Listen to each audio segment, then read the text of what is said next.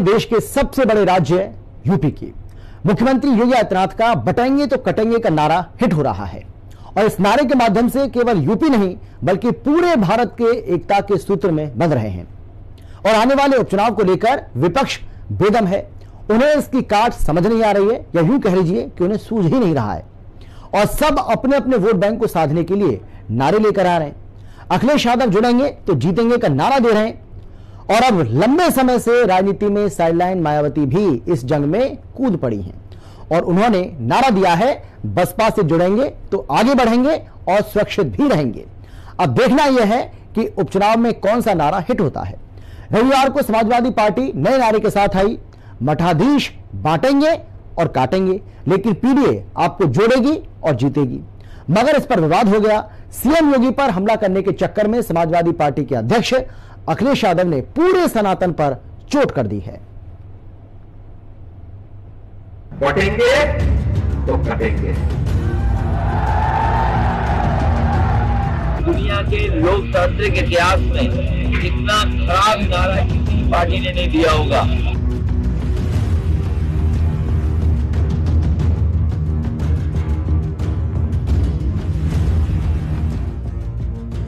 योगी चाल में फंसे विरोधी, क्या पोस्टरों से जीत होगी? समाजवादी पार्टी हर रोज पोस्टर लगाए, योगी से कैसे फंद छुड़ाए? बीजेपी और समाजवादी पार्टी के नारा युद्ध के बीच मायावती भी कूद पड़ी हैं। उन्होंने बीएसपी से जुड़ेंगे तो आगे बढ़ेंगे और सुरक्षित भी रहेंगे नारा दिया। बीएसपी सुप्रीमो मायावती ने सभी 9 सीटों पर उपचुनाव लड़ने का ऐलान कर दिया। उन्होंने कहा कि बीजेपी और एसपी लोगों को गुमराह कर रही है। दोनों भीतर से मिले हुए हैं। बीएसपी के मैदान में डटे रहने से उनकी मुश्किल बढ़ गई है। अब बीजेपी बटेंगे तो कटेंगे और सपा एंड कंपनी के लोग क्या कह रहे हैं, जुड़ेंगे तो जीतेंगे। इन नारों को प्रचारित करने व इनकी पोस्टरबाजी आदि भी खूब करने में लगी है, जबकि इनकी हर मामले में रही दोगली सोच व नीतियों को ध्यान में रखकर वास्तव में होना ये चाहिए कि बीएसपी से जुड़ेंगे तो आगे बढ़ेंगे व सुरक्षित भी रहेंगे। सबसे पहले उत्तर प्रदेश के मुख्यमंत्री योगी आदित्यनाथ ने बटेंगे तो कटेंगे, एक रहेंगे तो नेक रहेंगे नारा दिया। इस नारे ने हरियाणा में इतिहास रच दिया। अब यह नारा महाराष्ट्र से लेकर झारखंड और सभी उपचुनाव वाली जगहों पर हिंदुओं को एकजुट कर रहा है। बहुजन समाज पार्टी अपने स्थापना काल के बाद से सबसे ज्यादा खराब दौर में है और आज बहुजन समाज पार्टी उत्तर प्रदेश में पहली बार उपचुनाव में शिरकत करने जा रही है। उपचुनाव में जनता के बीच में कैसे जाए और कैसे अपना खोया हुआ वोट बैंक वापस लेकर के आए, इसके लिए मायावती जी तरह तरह के यत्न कर रही है। लेकिन सच बात यह है कि जाति और मजहब की राजनीति को उत्तर प्रदेश की जनता अब दरकिनार कर चुकी है। समाजवादी पार्टी और बहुजन समाज पार्टी ने 2019 के लोकसभा चुनाव में मिलकर के जाति मजहब के समीकरण गढ़ने की कोशिश की थी, लेकिन जनता ने उसको खारिज कर दिया था। अब ऐसे में सपा और बसपा दोनों में ही छटपटाहट है कि कैसे जनता को अपने पाले में लाएं और इसीलिए तरह तरह के यत्न कर रहे हैं। लेकिन सपा और बसपा की दोनों की राजनीति मजहबी तुष्टीकरण की है, जातिवादी तरीके से गोलबंदी करने की है, जिसके साथ जनता जुड़ने वाली नहीं है। यूपी में उपचुनाव नहीं लड़ रही कांग्रेस समाजवादी पार्टी को सपोर्ट कर रही है। यूपी कांग्रेस के प्रदेश अध्यक्ष अजय राय ने मायावती पर निशाना साधा और कहा कि उन्होंने पूर्व सीएम या नेता के तौर पर अपना दायित्व नहीं निभाया। अनुसूचित जाति के साथ अत्याचार पर वो चुप रही। समाजवादी पार्टी भी बड़ी मुश्किल के बाद जुड़ेंगे तो जीतेंगे नारे के साथ सामने आई,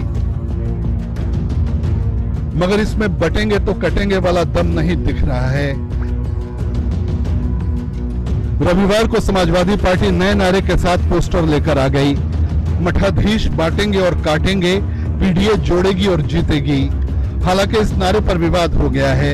भले ही समाजवादी पार्टी ने सीएम योगी के लिए मठाधीश शब्द का इस्तेमाल किया, मगर ये सभी मठों के लिए जनरलाइज्ड बयान हो गया है।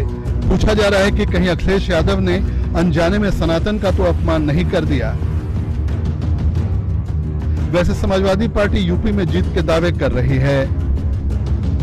देखिए, हमने जो पोस्टर लगाया है वो उत्तर प्रदेश की भावनाओं को हमने अपने शब्दों में पिरोया है। देखिए, बाबा सूबे के मुख्यमंत्री पहले मठाधीश है या मुख्यमंत्री है? मुख्यमंत्री से पहले मठाधीश है। एक मठाधीश, एक पीठ का पिटिशनर, आप बताओ, जहां वो इंसानियत की बात करते हैं, अपनत्व की बात करते हैं, वो हरियाणा में जाते हैं बांटने, तो बोलते हैं जो बांटेगा वो कटेगा। बताओ, आप उत्तर प्रदेश की विकास की बात नहीं कर सकते कि मैंने ये डेवलपमेंट किया है। आप हरियाणा में जाते हो, मध्य प्रदेश में जाते हो, महाराष्ट्र में जाते हो, आप बांटने और काटने की बात करते हो। आपने ये नहीं कहा कि हमने समिट बैठक कराया था, कितना हमने उद्योगपति को उद्योग लगवाने का काम किया। आपने नौकरी की बात नहीं कर सकते हो। आप उत्तर प्रदेश को बांटने, खून खराबे की राजनीति करने के लिए ये महाराष्ट्र और हरियाणा में इन्होंने जो बयान दिया था, उस बयान पे समाजवादी पार्टी, पीडीए परिवार, दलित, अगड़ा, पिछड़ा, उन सबकी भावनाओं को मैंने अपने शब्दों में पिरोने का काम किया। 2024 उपचुनाव उम्मीदवारों और राजनीतिक दलों के बीच लड़ाई की जगह अब केवल नारों के लिए जाना जाएगा। पार्टियों के बीच युद्ध चल निकला है। लखनऊ से विक्रम सिंह राठौर और राहुल श्रीवास्तव के साथ ब्यूरो रिपोर्ट, हिंदी खबर। और इसी के साथ हमारे इस खास पेशकश में, खास बुलेटिन में फिलहाल इतना ही। छोटे से ब्रेक के बाद फौरन लौट रहे हैं। आप देखते रहिए हिंदी खबर।